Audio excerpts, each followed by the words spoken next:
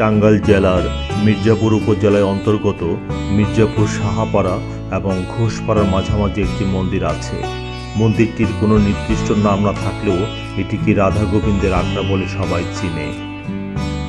মন্দিরটির বিগ্রহ কত বৎসরের পুরানো তাও সঠিকভাবে কেউ বলতে পারেনি, তবে প্রবীণ ব্যক্তিদের মাধ্যমে জানা যায় এটি শত বৎসরের পুরানো।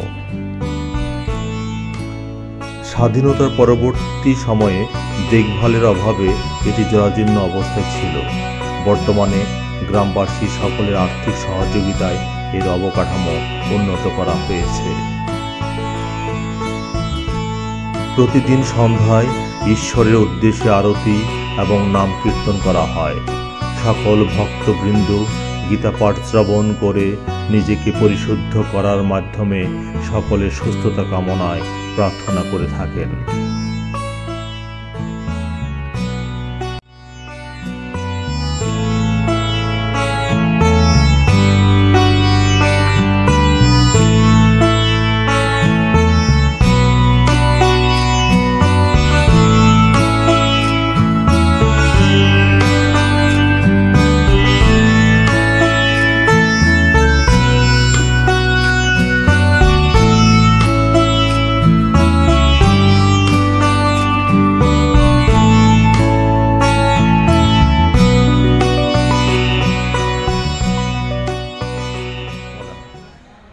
সকালে ফল মিষ্টি দিয়ে পূজা দেয় এই জায়গায়, আবার দুপুরে ভোগ রাগ হয়, আবার সন্ধ্যাকালে ফল মিষ্টি দিয়ে পূজা দেয়। কমিটির লোকেরা আসে।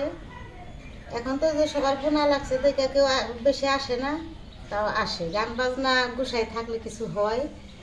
আর আমি তো গান বাজনা করি না, বিকালে কিছু সদস্য এসে বসে আমি গীতা ভাগবত পাঠ করি। এরা সবাই ভক্তবৃন্দরা সবাই সন্ধ্যা পরে আসে, এখানে সন্ধ্যায় নাম কীর্তন হয়। হ্যাঁ হ্যাঁ, গান কীর্তন হয়। যে মাইক কিনা দিছে, মাইকে একটু গান বাজনা হয়। এখন আবার কয়দিন ধরে গান বাজনা করি না। কেউ যদি এখানে ভোগ দেয় এসে, তাহলে সে ভোগ রান্না করে আপনারা এখানে হ্যাঁ হ্যাঁ প্রসাদ হিসাবে তারপর বিতরণ করেন। হ্যাঁ, তাকে বিতরণ করি, তারা সেবা করে, আবার কোথায় নিয়ে যায় বাড়িতে। আচ্ছা। আর এখন তেমন লোক আসে না, তারপরে দুপুরে ভোগ রাখলে এখানে যারা থাকে তাদের প্রসাদ তারা দলা মাইখা দিলে তারা খুশি। খুশি, হ্যাঁ। প্রসাদ তো অল্প হলেই খুশি সবাই। হ্যাঁ হ্যাঁ হ্যাঁ, দলা মাইখা দিলে তারা খুশি হয়ে যায়। এই যে কালকে আমোদ করে একটা এই যে সরস্বতী পূজা হলো, তারপরে আগের দিনকে ওই যে আমাদের এই কমিটির লোকে পরান্দা ওদের মুখ নাতির মুখ পাশানি করলে জায়গায় যে সাজিয়ে যে মুখ পাশানি করলো, এই জায়গায় করছে সবকিছু ভক্তবৃন্দ এখানে আসে আর কি। এখানে অন্নপ্রাশনের ব্যবস্থা থাকলে অন্নপ্রাশন দিয়ে থাকে।